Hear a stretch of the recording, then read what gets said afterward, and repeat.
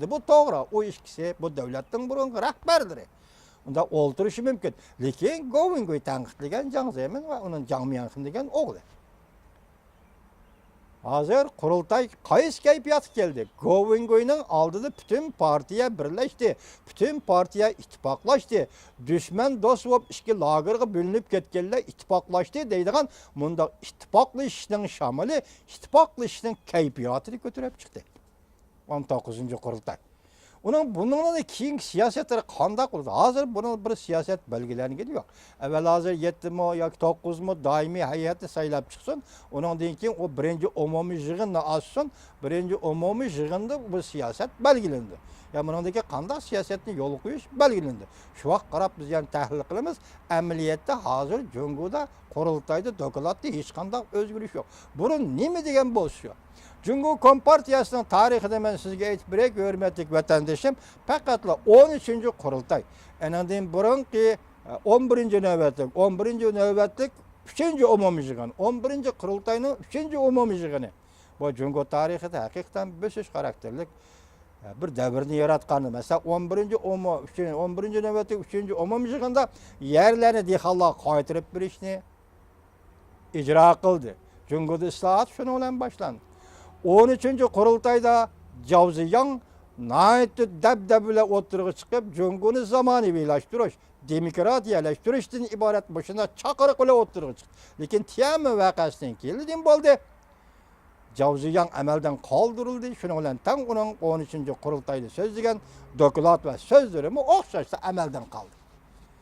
Shundan keyin Jungoning qaysi bir qurultayida dünyani ve başkalarını hoş kılgıda esas oturg'i çıkmadı. Lekin bugün kunda Reis Xi Jinping'nin kayfiyatı nima uchun yumshab ketdi? Nima partiya ittifoqlashga ehtiyojli bo'lib qoldi? Masalan, birinchisi Govingoyning oldida, ikkinchisi xalqaro vaziyatning oldida shunday bo'lib qoldi. Deb hukm qilsak to'g'ri bo'lamdi qanday? Vatandoshlarım o'ylab baqsa bo'ldi. Ikkinchidan ko'rdingiz. Amerika Qo'shma Shtatlarining davlat ishlar kotibi rakistilarisin 3-ayning 19-kuni Beijingni ziyorat qilganda nima degan edi? Vaqti degan edi, ikki davlat to'qnashmaslik, ixtilof paydo qilmaslik, bir-biriga azor qilmaslik degandek so'zlarni ishlatib bo'lib, ikki davlat o'zaro manfaat yetkazish. Bu gap asl Jungolikdan gapi edi. Yine rakis tillerisin elip eğizi sözlep yürümezlik gerek idi. Lekin şu vaqt leksiyada sözlüdük ki rakis tillerisin bunu hoş mislik işletti. Mesela sen tokunuşmaslık, avarsızlık payda qilmaslik, ikki davlat birleşip, ikki davlat hamkorlashib o'zaro foyda yetkazish degani sen o'zing deding, unda tokunuşmaslikka amal qil, o'zaro foyda yetkazishga amal qil.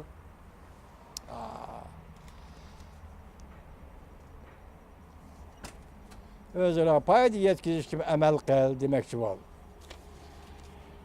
Ko'rdingizmi, kayfiyat mana shunday buzildi. Odamning kayfiyati. Endi rakis tillersen bu 9-ayning 30-kuni Beijingga borgan ikkinchi qadamda nima dedi? Bizning Chavshan bilanki suhbatimiz 3 yo'l, 2 yo'l orqali elib berilyapti. Chavshan masalasini tinch yo'l bilan hal qilamiz dedi. Her ikki qatimda Amerika Qo'shma Shtatlarining davlat ishlar kotibi rakistilarisin Jungoning ra'yiga moslashdi degan gap.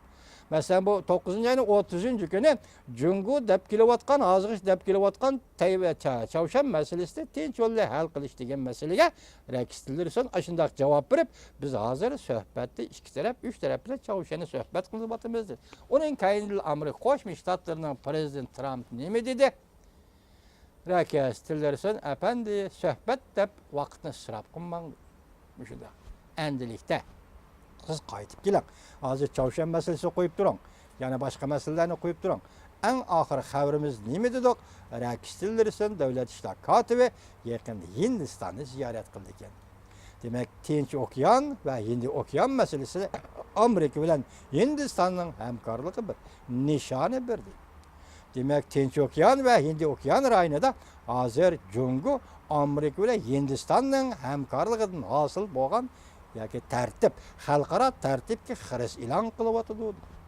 Undan keyin nima dedi? Hindiston armiyasida Amerika biz anduni qo'llaymiz, ya'ni iqtidorini oshirish uchun tarbiya yordam beramiz Hindiston armiyasiga dedi. Söz Rakis Tillerson bu sözü bilen ahırı 3. ayının 9. günüdeki 9. ayının 30. günüdeki iki qatim Beijing'e bölüp söhbetleşkende otur koygan sözleri bilen endi bu qatim sözünü seliş dursanız 180 gradus özgürlük demesek bu 100 gradus özgürlük diye. Demek burunda aytqanda Jungo'ga bo'lgan meydanı da Devlet İşler Katibi Rakis Tillerson'dan özgürlük payda boldu degan gap. Bu endi qanday vaqtda payda boldu? Hozir men sizga ikki masalani qo'ydim. Tunugun leksiyam nim dedim? Tayvan sayli sayohat qonuni dedim. Bugun nima dedim?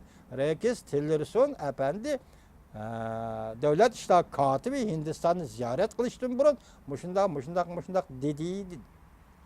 Rakis Tillerson'un sözünü siz gösterdim. Bu ikki masala. Endi Avut Janubi Asya strateji meselesi.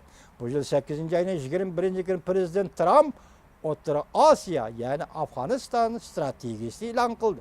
Endilikda bugun 15. günü Amerika Qo'shma Shtatlarining Davlat ishlar kotibi Rakis Tillerson Hindiston bilan Amerika hamkorligini eg'izga oldi. Yani shunday so'zlab kelganimizda, tahlil qilib kelganida hozir nima deymiz?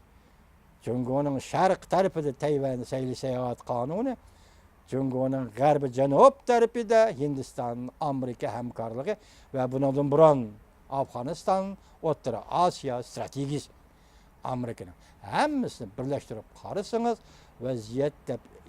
vaziyat degan shundoq bo'ladi deb tushunsangiz so'z iboralarga o'zgarishga diqqat qilsangiz kishining qayerdan qayerga ketayotganligini ko'rasiz. Rakis Tillerson Hindistonga Devlet İşler Katibi Rakis Tillerson Hindistan'a ziyaret berishdan burun. Belki bugün aytmangisi mümkün deb biroz qilaylik. Biroq hozir gap 26 günü Jungo'nun qurultayi oxirlashida, partiya qurultayi oxirlashida hozir belgilandiki 11. ayının 8. günü Amerika Qo'shma Shtatlarining prezidenti Jungo'ni ziyorat qildi. Dal mushundaq ziyorat qilish orqasida sol tarafda Tayvan sayli sayohat qonuni, o'ng tarafda Hindiston Amerika strategik hamkorligi. Anadan avval 8. ayının 21. günü O'rta Osiyo Afg'oniston strategiyasi.